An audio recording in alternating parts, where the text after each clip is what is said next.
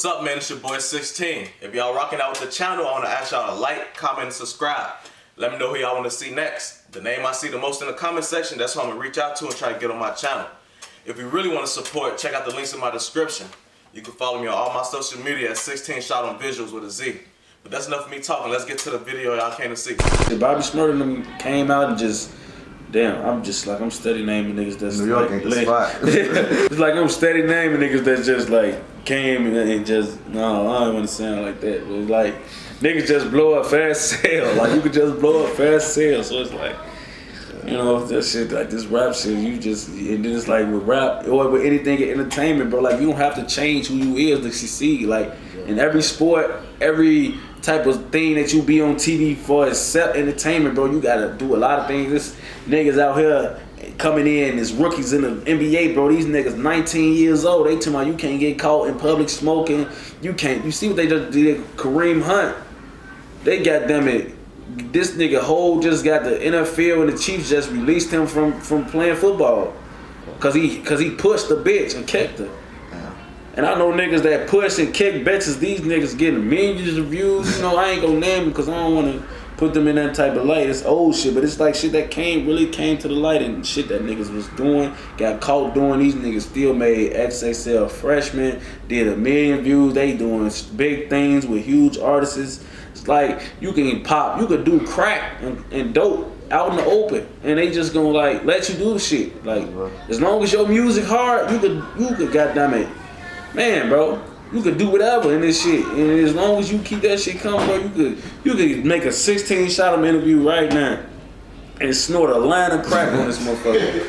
This gonna make it. I'm gonna go. Yo, shit gonna do 250 in 2 days. You go, damn, motherfuckers. Raheem 16 does a line of crack on his. Niggas gonna be in that shit. Before you see how Future and they rap about doing drugs all day, and if you was somebody else, boy, that'd be looked at as like, you a fucking drug addict. This nigga shouldn't be doing nothing. But in music, bro, that shit is hit. That's the lick. That's because you're your own boss. Can't yeah, you know what I'm saying? You can make your own lane. You could be rich and successful in music off not doing drugs at all, like Lil Yachty and them. You know what I'm saying? He just a young nigga getting to it. And he marketable. That's why he get all the Sprite commercials and Target commercials, Reebok endorsements and shit. And then you got niggas that's just like Future and them. These niggas talk about drugs, and these niggas still got big speaker commercials and shit like that, and they just doing their shit. They got all type of shit that you think niggas that rap about what they rap about wouldn't even have.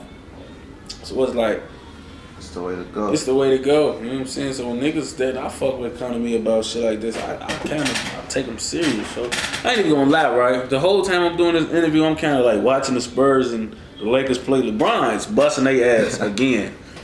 Well, yeah, folks, you know what I'm saying? You know, doing your shit, folks. That's what I want to see. I got that shit for all my people, folks. That's I see a couple other people, you know, doing the same thing. I feel like they just gotta stay consistent with this shit. Like that's the key to this shit, cause you can't get comfortable. Motherfucker forget about you like this. Yeah, I be trying to even teach that shit to myself, not to try to get comfortable. And I really don't ever get comfortable with the type of music I make, but it just be like. I just be getting caught up in a whole bunch of other real life situations that just kind of defer me away from music. I don't know. It's like some niggas different though. Like some niggas, they type of fan base, you could not do shit for a whole year and come back and they there still. But some people, they don't got it like that. Like bro, this whole year, you know what I'm saying? The niggas try to like talk to me about this shit one day, and it was like, bro, I dropped 3 videos this year. Damn. You know what I'm saying? Like when you think about that, like in a 12-month span, that's terrible. That is. Man, bro, that shit is goddamn bro, atrocious, bro. You know what I'm saying? That shit is terrible. So it's like, but at the end of the day, like I said, I go through real life situations. I was also fighting a gun case. I called a gun case. I fought that shit on house arrest for like 120 days. You know what I'm saying? And when I got right off the band, I dropped a video. I dropped like 2 videos in the same week because I had to re-release Colors and I dropped Wasted. You know what I'm saying? I dropped Wasted like a week after I beat it. Yeah, because I think I beat the gun case like August 14th and I dropped Wasted August 27th. And in between me dropping Wasted, I had put Colors back out too. You know what I'm saying? So it's like in Colors, bro, I had dropped Colors in February, the very end of February, and I got locked up in the very beginning of April. I had to take it down because they were trying to like attach some guns that I had in the video with the guns that I got locked up with. So, you know, when I re-released papers, you know, I mean, Colors, it was like, that shit had like 800,000 views. So, you know, Colors like did that, like, you know, Colors did that shit like in a matter of a month and some change when you think about it. Cause I had dropped Colors in February and I took it off in April. And within the midst of that little 30-some day span, 40-day span, that shit did 800,000 views.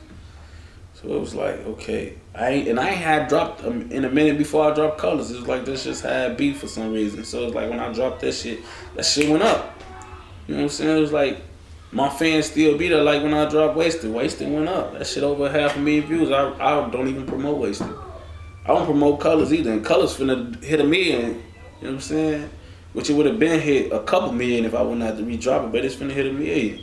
So the Colors doing 200,000 since I released it, and I don't promote that song either.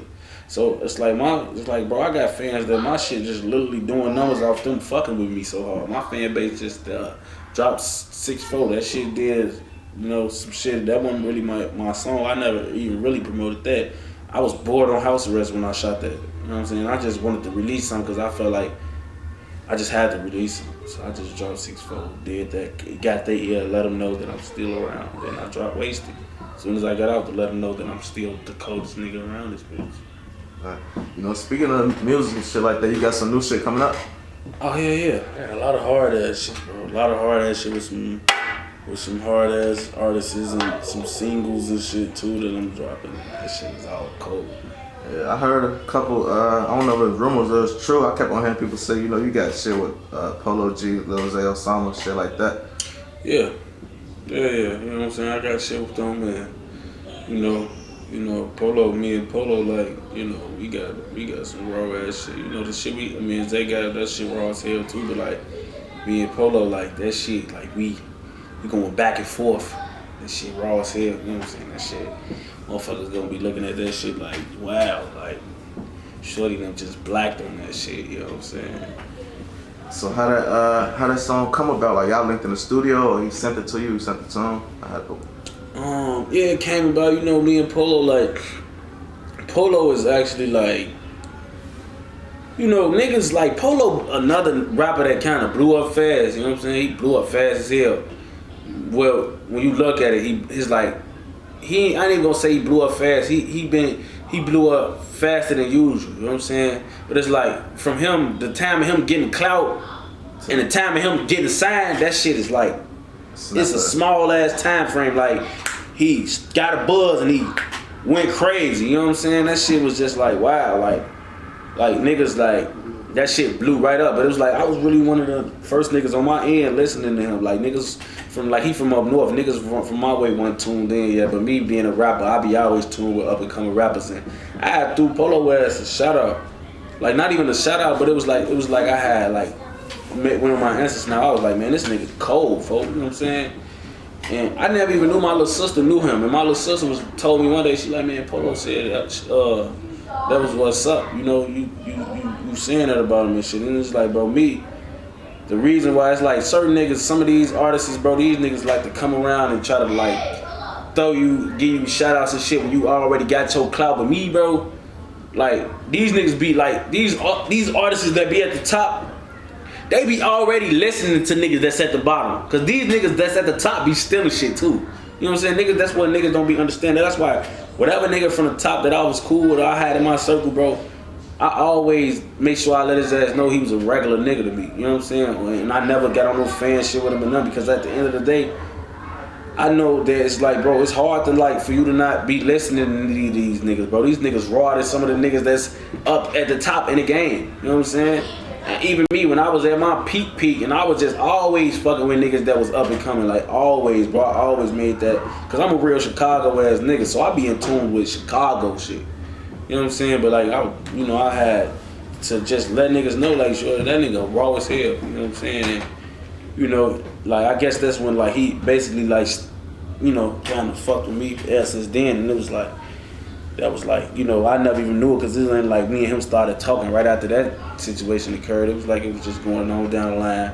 I followed him on the gram and shit. He followed me back, you know, and it was just like shit.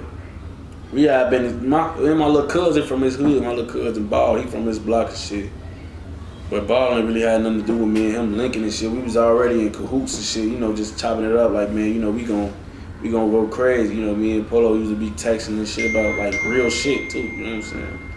And, you know, giving each other positive vibes and shit like that. And I was in New York and he came to New York. He had signed. He had signed with Columbia and shit. And I was already out there doing my shit and I texted him and shit.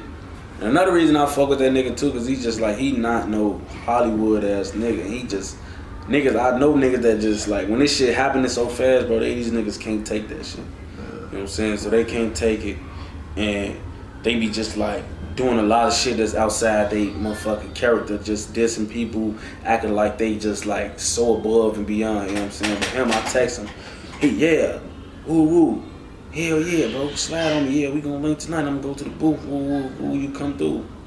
In real life, like, on some shit, like, I didn't even have to double text him when it came around the time for me and him to go to the studio. He text me like, yeah, woo, you got some traffic? I'm like, yeah, he like, bro, grab some perks. You know what I'm saying? That's what he told me, like, yeah, you need some perks. On Lusty, but it was like, bro, he was on, even, you know, we had did the shit in New York, and we ain't even finished it, bro. The session ended up going over before we even got to finish the song and shit, but we was just in that bitch high as hell on perks, tweaking, talking too much and shit. You know, then when we got back to the city, I text him again. Matter of fact, now I'm like, man, I'm gonna set up a studio session. You wanna link back up and finish that shit? He like, man, whenever. I set up a session. I told him it was gonna be for this day at this time. And then when that day and that time came, folks text me first. He like, bro, what's up? You still going to the booth? I'm like, hell yeah. You know what I'm saying? And folks pulled up to my studio session in the left, bro, all the way from DT. Like, that's just like a motherfucker overextending their hand and just like do what they said they was gonna do. You know what I'm saying? And I just was like, and I pulled up in the lift too. He beat me to the studio. Yeah. And I'm like, damn, that shit just like, you know, it just shows you that there's some niggas out there in the world that just like, the shit that the new shit, they don't get enthused by that shit. They don't get sidetracked by that shit. They remain the same. Cause I'm a one nigga that's like that. And I done ran across a lot of niggas that's like, they make it seem like that, but later on down the line, you find out niggas' true intentions and true colors, and it's like, with him, it was like, man, that shit was always like, bro, sometimes you gotta put niggas in situations to see how they react, to know what type of nigga they is. And that's so what I do when I first start fucking with niggas, because I don't wanna wait till we get later on down the line, I've been fucking with you for a year, and you pull some shit that's out of character, or you throw me off, and then I done been around you so much, it's done up to this point, like my life in danger right now, because of some goofy shit. I done trusted you, and you really a clown, you know what I'm saying? So now, when I first be fucking with niggas, I kind of put niggas in that like situation is just to see what type of niggas they is. You feel me? You know, he just was like, he was one of them niggas where I got like positive vibes, like good feedback from him. You know what I'm saying? And I just really like, he didn't even know that, but I was just trying to observe his character. Like me and him, bro, I swear to God, like literally both times we linked up in the stew, me and him made one song. You know what I'm saying? Like, we wasn't like in that bitch, like we was in that, both our sessions, we was in there for at least 4 hours together. We came out with a half a song the first time and a whole song the second time.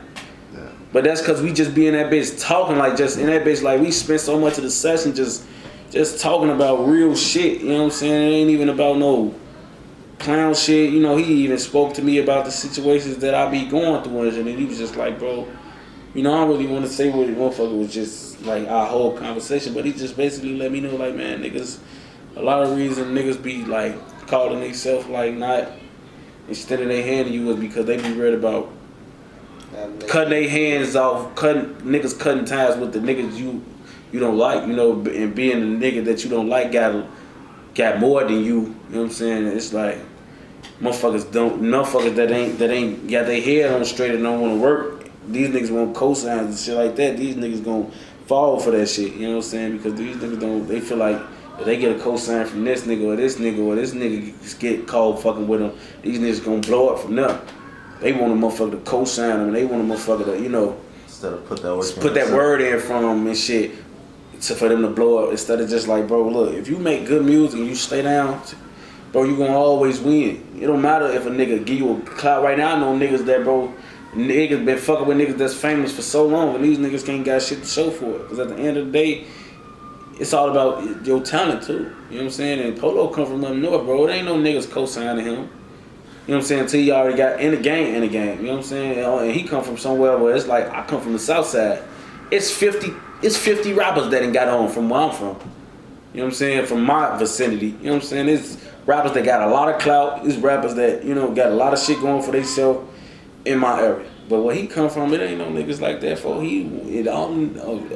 you get up north, only rapper that's on any type of tip out there is like that's on some global shit. Like niggas really like everywhere respect him and he made his own impact on this shit. Pappy. Other than Pappy, niggas ain't like no up north shit ain't really going. Like you got Tay600 too, but I'm talking about like on some a big ass humongous scale like Pappy. You know what I'm saying? So it's like him being able to initiate and no shit like that. It's like, bro, it's like he stayed all the way down. Only thing that made him is working. You know what I'm saying? Him. The only thing that made him is him. You know what I'm saying? So it's like niggas like him, he gonna understand. Like, bro, you don't need that type of shit. He signed a deal with Columbia off doing records by himself. You know what I'm saying? So it's like, and I always preach this to niggas too, because I got in meetings and label meetings and, you know, shit like that. I was just being myself, bro. You know what I'm saying? My club, when I first was getting my club, bro, it was because I was dropping bangers by myself. Like, when I was coming up in this shit, bro, I got tired of niggas associating me with Rondo and them. Even though that was my homie, all that Tay600 up them Ruger shit, I had to kind of separate myself from that. I had to create my own self. I didn't want to be that's Tay600 up them Rugers. He just dropped, that's the nigga that Rondo be talking about in his songs. No. That's the same, because I watched Fredo do it. When Fredo was just Fredo in the cut, that's a scary sight. You know what I'm saying? Fredo had to like boss up, and then he became Big Boss Fredo. You know what I'm saying? He had to boss up and make it till it was like, bro, when you think about Fredo, you think about Fredo. You know what I'm saying? You don't think about no Fredo in the cut. You don't think about you think about Fredo with the sack, Fredo with the peach, Fredo with the, you know what I'm saying? With the SSI, the CEO of SSI, Savage Squad record. That's what you think about when you think about Fredo, the nigga that had 1 million pints and had 1 million P's. You know what I'm saying? That's what you think about when you think about Fredioski. So it's like, that's what I wanted to do. I wanted to make my own name from this shit. So it's like, I know niggas capable of doing that shit. And then it's like, when I was doing shit with the guys, I was like, making sure I stood out. Like when I did 600 Part 2 and shit like that, I stood out. I wasn't no nigga that was like, I made niggas like, I remember Hood on them like, everybody heard the song before me for some reason, 600 Part 2. They like, man, you sound like you been doing this shit.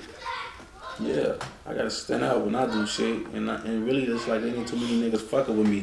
And if I do get on the song with a nigga that's actually raw, it's gonna turn me up. That's why the shit with me and Polo and them so hard, because it's like, I do a lot of shit with niggas. Well, I ain't gonna say I do a lot of shit, but I did shit with niggas that ain't just like as talented as me. So it's like, not to say I fall back. It's like I don't put out no weak shit at all. All my fans will tell you that, but it's like, you know, I get a little cushion when I'm working with people that's like ain't as talented as me. But when you a raw ass nigga and niggas you going crazy, oh yeah, I'm finna eat you up. Well, I'm finna get on my shit, nigga. But like, shorty done went crazy. That's why I want to do some shit with her so bad. That shit gotta happen, because it's like, bro, at this point, bro, that's one of the only niggas I feel like I'm gonna be able to like. It's like when I got on that shit with Corey Guns. I got a lot of respect after I did that song with Corey Guns. And a lot of people don't even know that I dropped the song with Corey Guns because it was early in my career. But for the motherfuckers that heard that shit with 30 Guns, it's called 30 Shots, I think. That shit surprised me. What the fuck? And I was young. Like, this was like, man, I think that song like that video like 3-4 years old. You know what I'm saying? I was getting my glory with Corey on BD. You know what I'm saying? So just imagine me now. You know what I'm saying? With other lyrical beasts. You know what I'm saying? That's why I listen to a lot of Meek. I listen to a lot of Herb. You know what I'm saying? It's just like that type of shit. I gravitate towards it. I grab it. You know what I'm saying? So it's like, that's what it like back to like what I'm saying. Like, you know, being your own man, doing your thing, establishing your own shit. That's always the best way. Cause once you get up, niggas that was acting like they was doing shit for you out of love, they gonna hang it over your head and they gonna feel like you supposed to do certain shit for them or with them. Because they was piping you up when you was coming up, and they feel like a motherfucker, you thinking they doing it out of love, and they really just pawning you. They treat you like a pawn. Oh yeah. If I do this right now, but I'm got the more clout. When he get up, if he blow up or I fall, I can always lean on him and tell his ass like, man, you remember when I was you know. So it's like, bro, before I go do shit like that, I'm not gonna hold dick. I'm not gonna be no groupie. So it's gonna take me a little longer. Like, that was never me. You know what I'm saying? If you notice, like, I remember when Rondo was out, he was to turn a lot of the guys into fans. Like, fans. Like, you, like, on some just, like, niggas trying extra hard to get around now. Like, I used to get around Rondo, like, because he was Rondo, and I'm Tay600. Like, you one of my homies, I'm around you. Even when you was blowing up, I was around you. You used to make sure I was around you. You know what I'm saying? Wasn't no, yeah, rare. I'm spending the night at your crib all these days in the road trying to make sure I don't get around you, and I know you be around other famous people, and I want to get around them, so I'm sticking to you like glue. No. I never did none of that. I was my own man at all times. I tried to make sure I maintain my own image. I wasn't gonna be no groupie for no nigga. I wasn't finna be doing all that extra shit, bro. I'm gonna get up with you when I get up with you, and we gonna do it like that. You know what I'm saying? Ain't gonna be all that extra goofy clown ass shit for, you know what I'm saying? So it's like, me, I'm my own man, and I respect other niggas as they own man. At the end of the day, that's all I'm trying to say. Yeah, that's the best way to be, because I feel like people that try to ride somebody else's wave, even if you do get hot, I feel like they don't last long, because you ain't blow up because of you blow up because of that person. Yeah, like, bro, like, people don't even understand, like, the advantage, like, bro, even with me, I always tell rappers, like, bro, rappers literally, like, rappers that starting all the way from the bottom, they'll literally DM me, right, and be like, Tay, bro, do you got any advice for rappers that's coming up, that's starting all the way from the bottom? And I just be like, really? No, I don't got no advice, like, it's cause I'll be lying, you know what I'm saying? I didn't even come all the way from the bottom. Like, I came from the bottom, but I didn't come from your bottom. Like, you was beneath me, like, under me. Like, when I came in rap, bro, it was like, fortunately in my defense, the fans kind of already knew who I was because of other people. You know what I'm saying? Really, when I came out, they wanted to know, who is this nigga? It was, can this nigga rap? That's what niggas was saying about me. The fans had to wonder that. See, when niggas coming out, motherfuckers, the fans even trying to figure out, who the fuck is you? Where you from? What you do? You know what I'm saying? When I came out, the fans already knew who I was, where I was from, and what I was doing. They just want to know if I could rap now. So I got a lot more exposure. My first video did a couple 100,000 views. You know what I'm saying? So it's like, I'm not coming from your bottom type shit, so I can't just, you know, say, yeah, we'll do this and do that and you gonna blow. And no, I can't do that, bro. So it's like, that's why I get trolling and shit. Yeah, you know what I'm saying? It's just like, motherfucker just gotta, I be real honest. Like I say on myself, I'm just honest as hell. You know what I'm saying? Honest, over honest, I try to be over honest. But you know, I was looking on the internet, I forget who posted it, but they were saying something like M Thang back in jail, some shit, but he just got out. What you say he did, like 4-5 years or something like that? Yeah, M Thang did 5 years and 4 months. Damn, he right back in? Yeah. Yeah, that shit crazy. Yeah. So you know like what's the situation with that? How shit looking for him? Man, really, I don't really know what's really, like, you know. All I just know is what I could expect, because I just went through the situation. I'd have been locked up. You know what I'm saying? I done been arrested after I was, you know, like, M Thang, his situation kind of fucked up. M Thang's situation is kind of like fucked up. It's kind of crazy. Hey, Granny, baby. Hey, man. Hey, son. Oh, thank you. You ain't my son. Boy, you don't get out here. Hey, son. Hey, what's going on? Yeah, go, hey, son. Yeah, but yeah, you know what I'm saying? The situation with M Thang is kind of crazy because, you know, like, I don't know. Like, before I speak, I'm gonna just give the fans a parental advice. But like, I'm a real friend at the end of the day, right? I'm a real nigga, so I'm not just gonna talk highly of people, my niggas, because they my niggas. Like, if one of my niggas fuck up, I'm gonna call them on it. You know what I'm saying? And in the situation with M Thang, I just feel like I don't even say he fucked up for going back to jail for a gun. It's like, you fucked up because you put yourself in a situation to go back to jail for a gun this early. Like, when I first got out of prison in 2016, bro, I ain't gonna lie, you couldn't pay me to go outside with a pistol. My first 6 months out of jail. My first 6 months out of jail, from December to the summertime, bro, you couldn't get me to jump right back out there, bro. I just did prison time. This is not no county bid. I just went to prison, which means I got an X on my back, which means every time I go to jail from now on, it's more time. It's not like I can do less time than what I just did the first time. No, it's not gonna be that, bro. You're gonna be locked up for sure longer than the last bid you just did, for sure. That's what prison do, bro, because it's called X's. When you got an X on your back, bro, every time you go to jail, more years is added on. Like when I just caught this gun case, like I got out for that last poll case in December of 2016. I got out parole in December of 2017. I had a whole year of parole. I caught this gun case that I just beat in August. I mean, I caught it in April of this year and I beat it in August. So it's like, being the fact that I went to prison before, this ain't just no gun case. Like my first gun case, I ended up doing 10 months for. You know what I'm saying? Which I could have did less time than that, but they upgraded because they was trying to say I was a street gang chief. That's what they had in my charge. They said aggravated UW by street gang chief. They was trying to say like I was like one of them people from 600 that was or black disciple that just really was doing a lot. You know what I'm saying? So it was like they kind of added a charge to make my charge go from like my minimum being 3 years. I mean my minimum being 6 months and my maximum being 3 years. At 50%, and my shit went from a 1 to 3 to a 2 to 5, to a minimum 2 years and a maximum 5 years. So I ended up copping out for 30 months. You know what I'm saying? At 50%. But like being with that, me going back to jail, that shit gonna crack me. You know what I'm saying? Like if I wanna beat this case that I just beat, my minimum was 7 years. I just did 10 months for my first one. And my minimum for my second one was 7 years. So that's 7 years at 50%. That's 3.5 years I got to do the minimum if they crack me. You know what I'm saying? And it's like, bro, thank God, like, I was able to bond out and fight this shit from the real. Like Malik, M Thang, he was on parole still. You know what I'm saying? And he was on house arrest still. So it's like, with folks, it's like, it's crazy because it's like, all right, how parole work in Illinois is if you get out of jail, right? Like M Thang, he didn't get out parole till August 16th of 2021. So he had 3 years of parole, right? Now when you violate parole, whatever time you had left on parole, they cut that in half, right?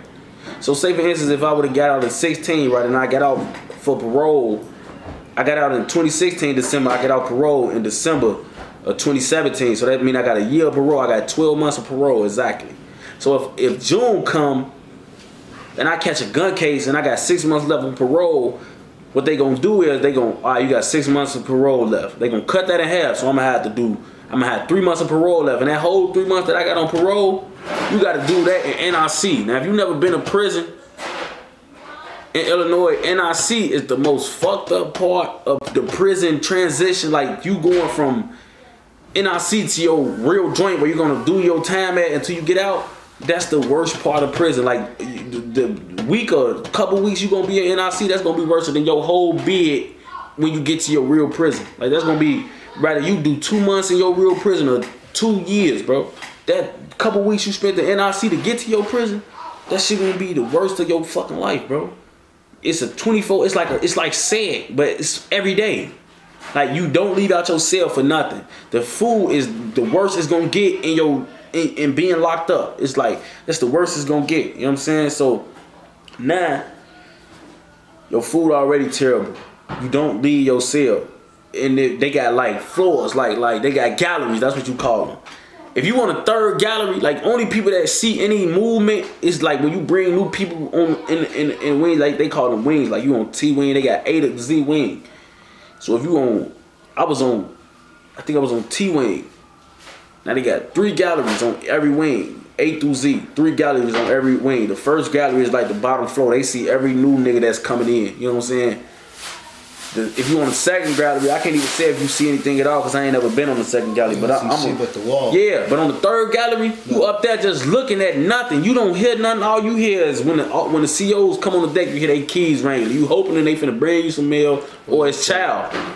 You know what I'm saying? Or it's child. You know what I'm saying? Then when you in NIC, when you go to the store, it's a limit on what you can buy. So I could already only spend $30 in 1 month. Then y'all telling me how to spend my $30. I can only buy 6 cup noodles. I can only buy 1 big bag of chips. I can only buy like, you feel me, 2 honey buns, shit like that, and all this shit supposed to last me for 30 days. Motherfucker gonna eat that shit in 2 days, you know what I'm saying? That shit crazy. And this shit supposed to last you for 30 days, bro. I was in NIC for 13 days, I lost 12 pounds. Like, that's how much you gonna fuck up in NIC. And it's like, when you been in prison and you know the consequences of you fucking up and going right back, bro, you gotta think, you gotta use that, bro, to like fuel your energy to not want to catch a case at all or even just go back so quick. You know what I'm saying? It's like, bro, like when you jump right back in this shit, you making them like, I ain't mad at him for having no pistol or whoever had it around him. I'm not mad at that or none of that. You know what I'm saying? But my whole thing is, bro, you know what the consequences is if it come your way. You know what I'm saying? So if you really don't want to get involved with that type of shit, bro, you gonna have to make it wait for you to, like, you feel me, for you to just stay out the way for a little bit, bro. Like, he ain't gonna, if he don't make it to no, like, he ain't gonna get out of NIC till February of 2020. Cause he had 34 months left. He was only out like 60 some days, so he had like 34 months left on house arrest, on parole. So they cut that in half. That's 16 months. He gonna do the rest of this year. He got locked up in October. He gonna do the rest of this year. He gonna do the whole next year, and he gonna get out to 2020 or NIC. Assuming he's still fighting the gun case. Now he could cop out, but your minimum gonna be 7 years, just like mine. You catching a UUW by felon, just like me. My minimum was 7 years. So if you taking the trial, if you cop out, you gonna have to cop out to a minimum of 7 years. That's at least you be in jail for the next 3.5 years of your life. And if you want to take him to trial and risk it all, then you risk getting 10. You have to do another 5 years straight. Now it's like you never even got out of jail. It's like you just basically did 10 years straight. You know what I'm saying? So it's like, that's the type of shit that make me mad about the shit. It's just like, bro, and then, you know, me, I calculated all the money I spent on him and all that type of shit, bro. I spent like $20,000 on him. Like somewhere around there, you know what I'm saying? Me sending him $180 a week, $100 or $80 or $90 a week for 5 years straight. And sometimes it was more than that. That shit adds up, bro. Like, it was a lot of times I told a lot of niggas no to tell you yeah. Cause I thought you was gonna get out and be on your shit, bro. And now it's like you just fucked up all your plans in mine. Cause you know, this my right hand man. So it's like, bro, motherfuckers had shit playing together. So all that shit I did for you and now, cause I want you to come out and like, I don't want you to, you already had a lot of time to do in jail. I don't want you to be in there doing jail time on the floor. You know what I'm saying? So it's like, I made sure I took care of you. I still on my business, bro. You know what I'm saying? But it's like, now it's like you in jail making motherfucker look at you weird. Then, you know, you kind of burnt bridges and shit when you was out. So it's like motherfuckers just like, I don't know. It's like, it's tough. It's tough. It's tough. You know what I'm saying? It should be tough. So since he been locked up, have y'all had any words with each other? I ain't talked to him since, you know, he in NIC, so he only get on the phone once a week for 10 minutes. Yeah. You know what I'm saying? It's like when he talk, like his mama called me like to ask me some shit and, you know, see if I could like get some insight on how to address the situation what he got going on now. And it was like, okay, I was on top of my shit. I told her that. I never even talked to him directly because he only get 10 minutes. So she talking to me quick and I'm trying to talk to her quick and give her info and shit and, you know, shit like that. But it's like, motherfuckers damn, they finna lose, man. But, you know, shit like that, bro, that shit was kind of crazy. So it's like, you know, I ain't gonna be able to really talk to him. You know, a lot of, you know, you've been locked up for a little minute, so a lot of fans really, they know his name, but they don't really know too much about him. Like, what type of person was he, like, as far as personality-wise? Was he laid back, cool, hot head, shit like that, or what? Yeah, he laid back. You know what I'm saying? He laid back and he hot head at the same time. He like to fight and shit like that. He get mad quick. You know what I'm saying? He's he got a bad temper like me. You know what I'm saying? But you know, shit like that. You know what I'm saying? Not too much crazy. Just you know, like D Thang is his brother. You know what I'm saying? I was just asking because, you know, his name, he kind of had a name, so I was trying to wonder, like, you know, like, why do so many fans know about somebody that y'all almost never heard speak? Like, you know. I mean, that just come from niggas like me. You know what I'm saying? The fans DM me that a lot, like, man, you know, I only know about so and so because of you. You know, because a lot of times when niggas, you know, the fucked up part about my area, they only talk about the niggas they want niggas to talk about. You know what I'm saying? But I always been one of them niggas like, you know, Joe Philly been locked up since before we was even hanging and doing that type of shit. But I always been advocating free Joe Philly or advocating free Trigger, advocating free Mike Main. You know, niggas that the fans don't even know about. But these niggas that got 20 years, 10 years, 8 years, shit like that, way before niggas even blew up, been locked up longer than 9, 22, Mac, all these niggas. You know what I'm saying? So it's like, these are the niggas that I try to advocate. Not like I got nothing against the niggas that they always talk about, but it's just like, bro, niggas risk their life and their freedom for this shit. And y'all just, niggas go to jail and get up and get cracked, and y'all only talk about who y'all want to talk about. You know what I'm saying? And it's like, that ain't fair to niggas. Niggas already got to look at shit and, you know, they already got to look at this shit with a blind eye. Y'all already don't say nothing about them, so it's like, motherfucker already pissed about a lot of shit. Y'all don't send them no money, so it's like, y'all just, at least y'all can do is just talk about niggas, let niggas know, like, man, we here. You know, there's a lot of niggas from our hood that got cracked, niggas don't even know. Yeah. That shit kind of crazy. So, I was looking, they say, you know, 600 Breezy.